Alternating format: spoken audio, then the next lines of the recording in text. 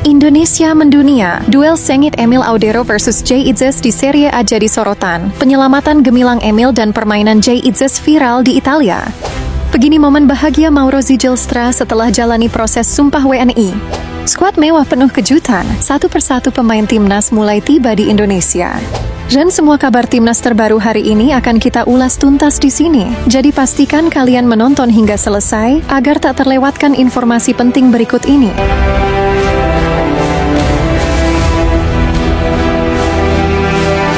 Kabar pertama, Indonesia mendunia, duel sengit Emil Audero versus Jay Itzes di Serie A jadi sorotan. Penyelamatan gemilang Emil dan permainan Jay Itzes viral di Italia. Pada laga lanjutan Serie A antara JS Cremonese versus Sassuolo malam tadi berjalan sangat sengit, yang mana pada laga ini kedua pemain timnas Indonesia bermain sebagai starter, Emil Audero maupun Jay Itzes malam tadi bermain sangat baik selama 90 menit, yang mana kedua pemain timnas Indonesia ini masuk pembahasan media-media Italia. Pada laga ini hasil akhir dimenangkan oleh klub Emil Audero, yaitu JS Cremonese dengan skor tipis 3-2. Akan tetapi menariknya walaupun kalah, Jay Itzes cukup baik menjalankan debutnya bersama Sassuolo malam tadi. Jay Itzes bahkan selalu memenangi duel bola-bola atas maupun bola-bola bawah. Mengingat laga JS Cremonese versus Sassuolo malam tadi juga dipantau langsung oleh presiden dari klub Sassuolo.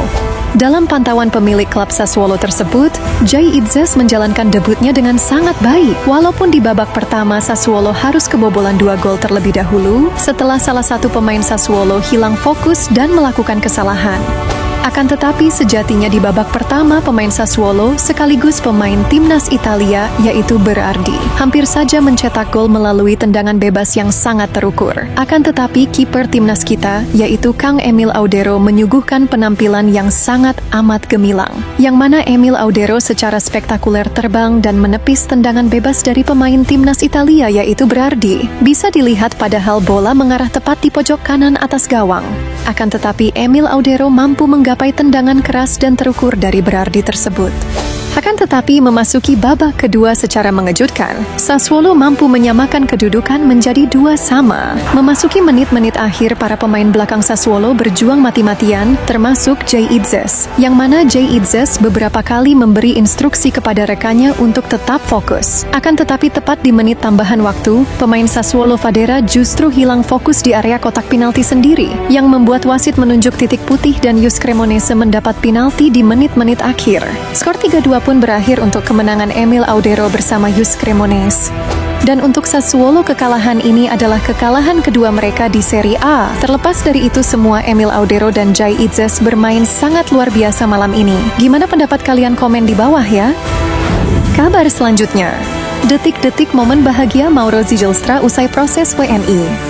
Tepat malam tadi, Mauro Zijlstra beserta 3 pemain timnas putri baru saja menjalankan pengambilan sumpah WNI. Momen ini pun menjadi momen bahagia bagi Mauro Zijlstra, mengingat Mauro sudah menunggu cukup lama untuk menunggu momen ini. Dengan ini Mauro Zijlstra akan bisa bermain pada ajang FIFA Matchday bulan September nanti.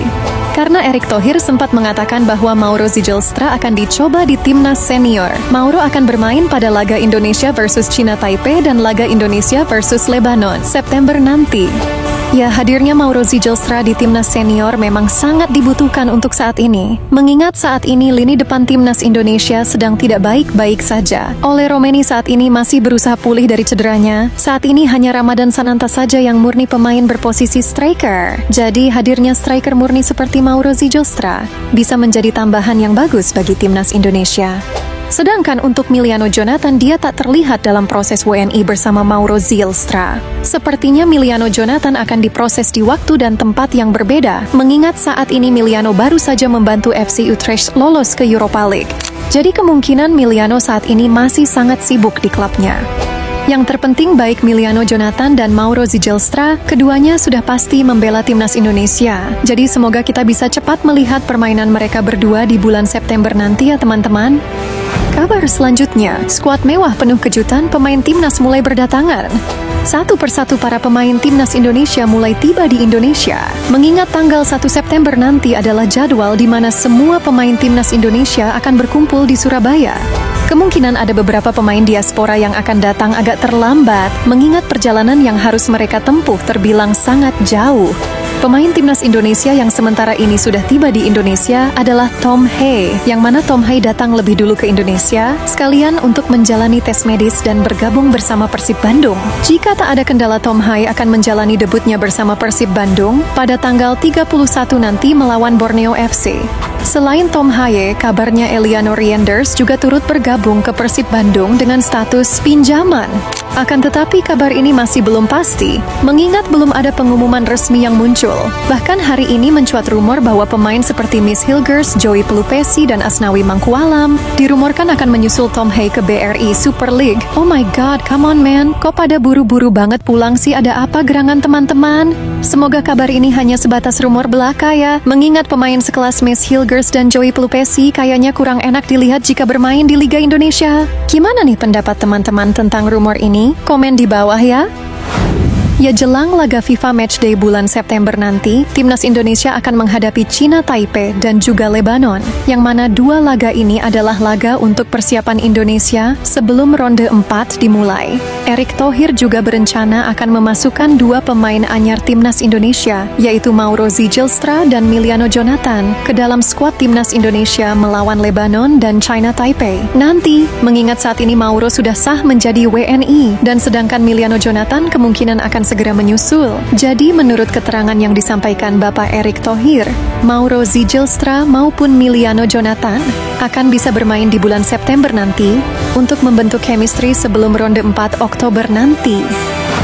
Ya, walau persiapan Indonesia untuk ronde 4 sempat dibuyarkan oleh timnas Kuwait, akan tetapi persiapan timnas Indonesia masih tetap akan berjalan sebagaimana mestinya. Tetapi tetap saja kecurigaan terhadap keputusan timnas Kuwait yang batal melawan Indonesia saat ini masih jadi pembahasan di media sosial wilayah Asia, mengingat pesaing timnas Indonesia di ronde 4 adalah negara dari Timur Tengah. Maka sudah tak mengherankan lagi banyak yang menduga batalnya timnas Kuwait melawan timnas Indonesia adalah sebuah sabotase dari calon lawan timnas Indonesia di ronde 4 kualifikasi Piala Dunia. Ya, walaupun ini hanyalah sebatas dugaan semata saja, akan tetapi kita sama-sama mengetahui bahwa AFC adalah ayah dari tim negara-negara Timur Tengah. AFC seringkali mengistimewakan negara donatur seperti Qatar dan Arab Saudi. Ya, terlepas dari segala isu tersebut, kesuksesan timnas Indonesia di ronde 4 kualifikasi Piala Dunia semuanya tergantung Coach Patrick Kluivert, yang mana Coach Patrick harus mempersiapkan tim dengan sangat matang dan tentunya membangun chemistry bersama semua pemain dengan sisa waktu yang ada. Maka dari itu ajang FIFA Matchday melawan China Taipei nanti adalah kesempatan bagi Patrick Kluivert untuk mencoba-coba strategi dan susunan pemain. Mengingat di ronde 4 nanti, tak ada waktu lagi bagi Coach Patrick untuk merombak dan mencoba beberapa strategi. Karena di ronde 4 semua tim seharusnya sudah akan mempunyai susunan pemain yang sudah mantap. Gimana nih pendapat kalian tentang persaingan di ronde 4? Seberapa yakin teman-teman terhadap peluang Indonesia lolos Piala Dunia? Komen pendapat kalian di bawah ya. Terima kasih sudah menonton.